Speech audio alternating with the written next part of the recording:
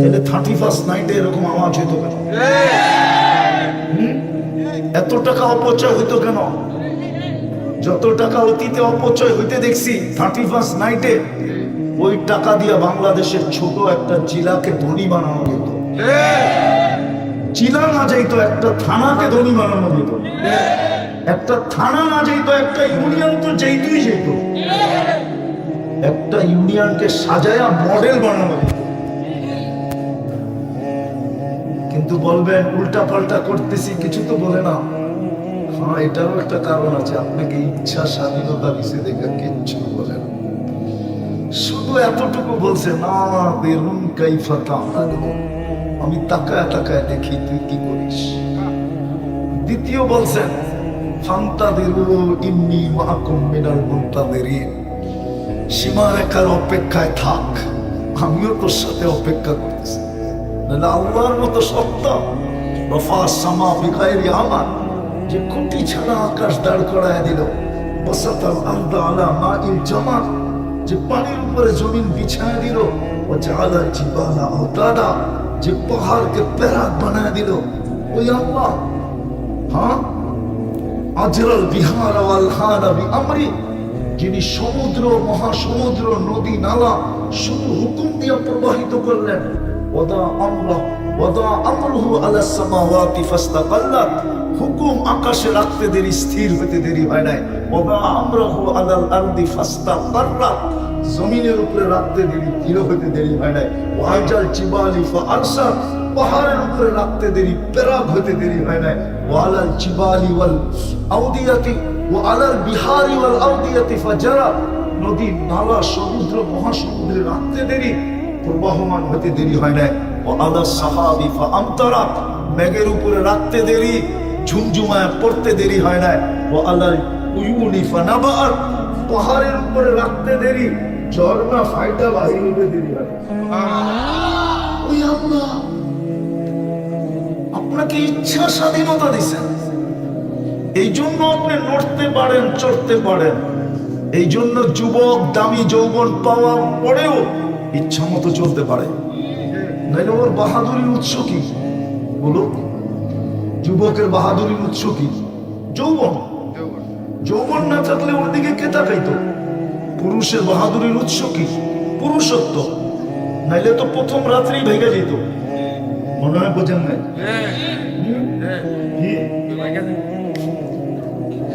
নারীর বাহাদুরির উৎস কি? নারীত্ব। নাইলে ওর জন্য মাথার গাম পায়ে ফেলে কে? পুরুষ যে পরিশ্রম করে সারাদিন, কার জন্য? স্ত্রী পুত্রের জন্য, ঠিক না? নারীর নারীত্ব আছে দেখেই তো পুত্র হয়েছে।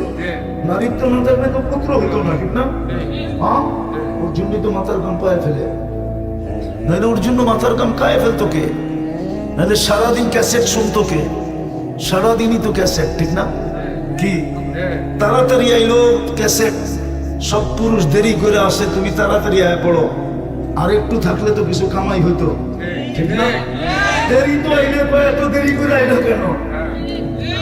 সব পুরুষ তাড়াতাড়ি আয় পড়ে বাড়িতে, তুমি দেরি করো কেন? ঠিক না? আনলেও দোষ, না আনলেও দোষ, ঠিক না?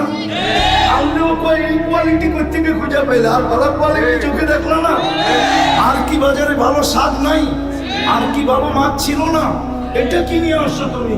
না আনলেও আমরা না কিছু খালি হাতে এসে বললাম। যদি নারীত্ব না থাকতো, হাসানের জন্য না, যদি নারীত্ব না থাকতো, তাহলে ওর এই ঝামেলা কে সহ্য করতো? ওর বাহাদুরির উৎস নারীত্ব কে দিছে? কে দিছে? হায় হায় হায়। ইচ্ছা স্বাধীনতা দিছেন বিদায় যেমন খুশি তেমন চলতে পারে। নাইলে কসম খোদা,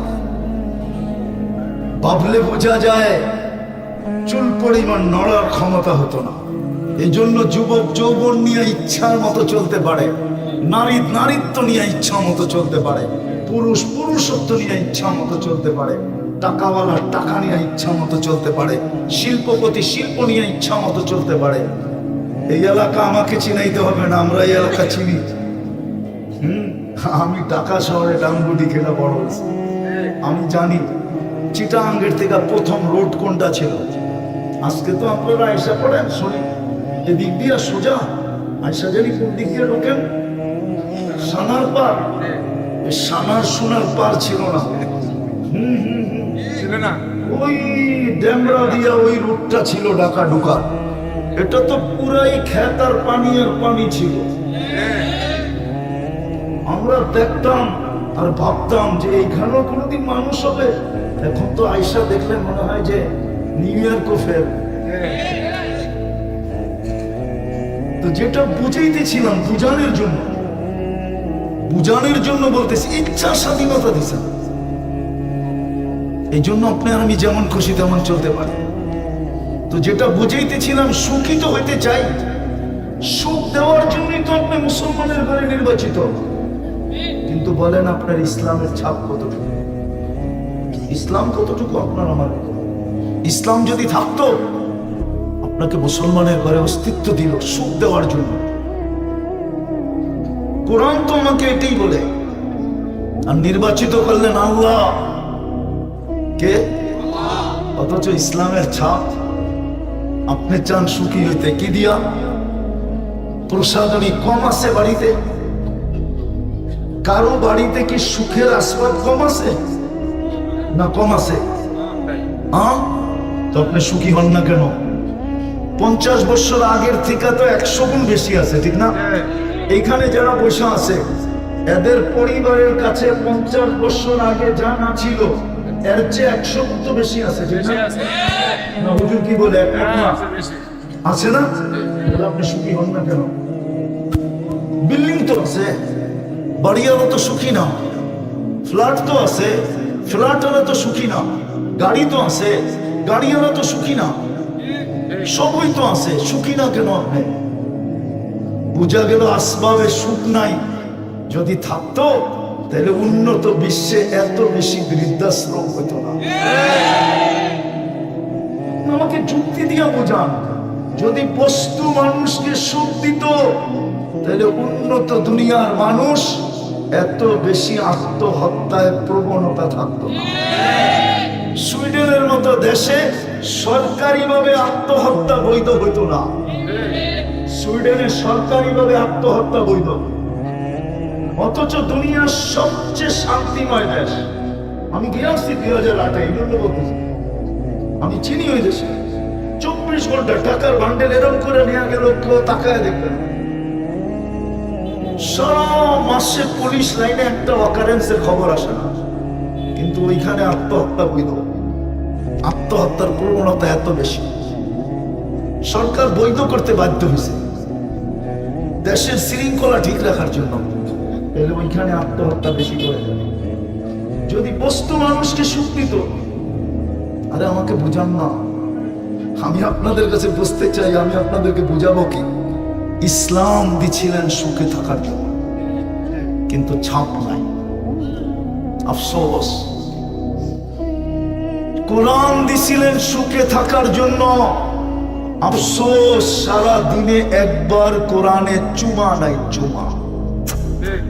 আমাদের এই যুবকরা দেখে, মুভি দেখে উর্তুভাগ। এটাকে খেলাফতে তুর্কিয়া বলে। তুর্কিয়া 600 বছরের খেলাফত ছিল। এখন যারা হজে যান এরা মনে হয় জমজম টাওয়ার দেখেন, ঠিক না? গরিব টাওয়ার, গরিব। এটা আমার চোখে আমি পাহাড় দেখছি, এটার উপরে তুর্কি বাদশার বাড়ি ছিল। আমি প্রথম গেছি 89-তে, তখন আমি এটার টিপা দেখে আসছি, একটু হাইটা উপরে উঠে আসছি। তুর্কি বাদশার বাড়ি ছিল, তুর্কিদের শাসন ছিল তখন। কিভাবে 600 বছরের রাজত্ব কিভাবে পাইল জানেন? পর্তুগাল যেদিন মুসলমান হয়, ওই দিন যে কামরায় তাকে থাকতে দেওয়া হয়েছিল, ওই কামরায় কোরআন রাখা ছিল। তো ঢুকার পরে সে জিজ্ঞেস করছে, এই বই কিসের? তো যে তাকে নিয়ে গেছে সে বলছে, এটাই তো আল্লাহর কালাম। তো বলছে, আল্লাহর কালাম থাকবে আর পর্তুগাল রাত্রে এখানে ঘুমাবে, এটা হয়তো হয় কি করে?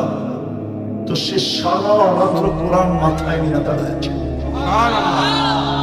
আল্লাহ এতটুকু খুশি হয়েছেন, এক বেদুইন পরিবারের হাতে, বেদুইন ছিল, বেদুইন পরিবারের হাতে 600 বছরের রাজত্ব দিয়েছিলেন।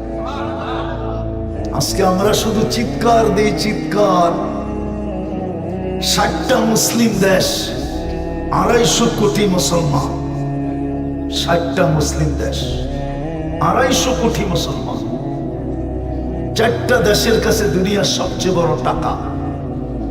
4 দেশ যদি একসাথে টাকা মারে তাহলে দুনিয়ার সমস্ত টাকা জিরো হয়ে যাবে, জিরো। কুয়েত, বাহরাইন, ওমান কোনো নাই। 4 দেশের কাছে দুনিয়ার সবচেয়ে বড় টাকা। তারপর আমাদের এই দুরবস্থা কেন? দুরবস্থা যদি না হইতো তাহলে আমাদের যুবকরা মুসলমান হওয়া সত্ত্বেও বিজাতির সাজে সাজে কি করে? ও তো মিডিয়ায় দেখে মুসলমানের কোনো ভ্যালু নাই, মুসলমানের কোনো ইজ্জত নাই, সম্মান নাই, মুসলমানের কোনো ভ্যালু নাই, ইজ্জত নাই, সম্মান নাই, মুসলমানের কোনো দাম নাই। আমাদের যুবতীরা দেখে, স্কুল কলেজের পড়ুয়া মেয়েরা দেখে, ছেলেরা দেখে, ওরা দেখতে দেখতে দেখতে দেখতে এখন ইসলাম বিদ্বেষী হয়ে গেছে। ওরা যদিও মুখে বলে না, কালচারে বলে, কালচার বলে ওরা ইসলামকে লাইক করে না। কিন্তু আমিও তো বলবো পায়ে হাত দিয়া যে তুমি যতই ওদের সাজে সাজো না কেন, আমি দুনিয়া ঘুরা বলতেছি, 301টা দেশ দেখা বলতেছি, অহংকার করে বলতেছি না। আমার 301টা দেশ দেখা শেষ বেটা। কোনোটা আমি 20 বারও গেছি, মুসলমান দেশ না। আমি 7 মহাদেশ ঘুরে বলতেছি, তুমি যতই ওদের সাজে সাজো, ওরা তোমার সাজ দেখে না, কোচ দেখে না, ওরা তোমার কিচ্ছু দেখে না।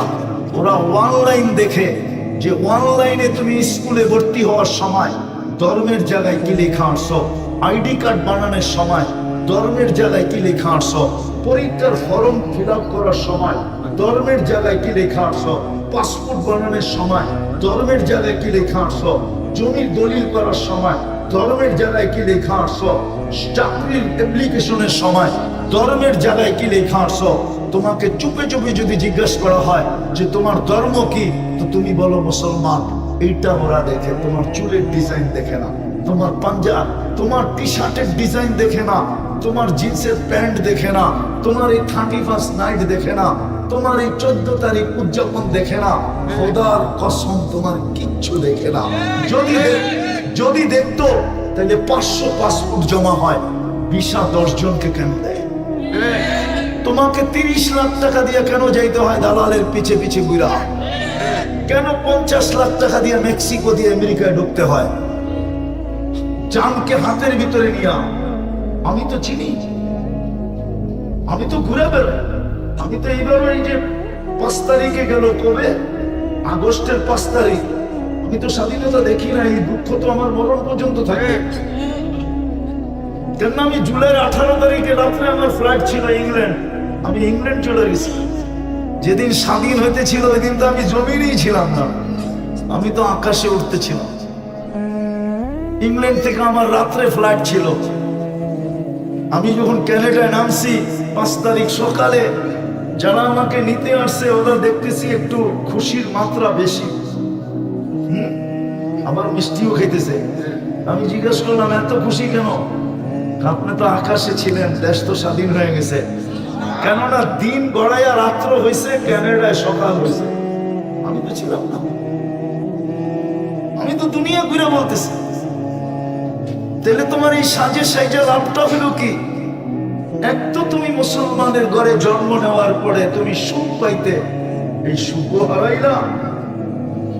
ওদের আদর্শে আদর্শবান হইলাম, মনে করলাম ওদের কাছে প্রিয় হবে, তাহলে ওদের কাছেও তো প্রিয় হইল না তুমি। তাহলে তোমার তো ওই খবর অবস্থা হলো।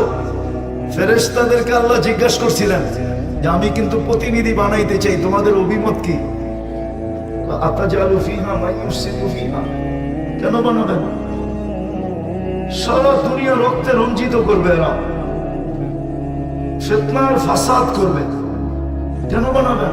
কিন্তু আল্লাহ যখন বানায় ফেলছে, তো ফেরেশতারা আল্লাহর কাছে দরখাস্ত দিছে যে আমাদের কথা যখন শুনলেন না, বানাই ফেললেন, তো আমাদের একটা অনুরোধ। আল্লাহ বলে কি অনুরোধ? ওদেরকে দুনিয়া দিয়া দেন, আমাদেরকে আখিরাত দিয়া দেন।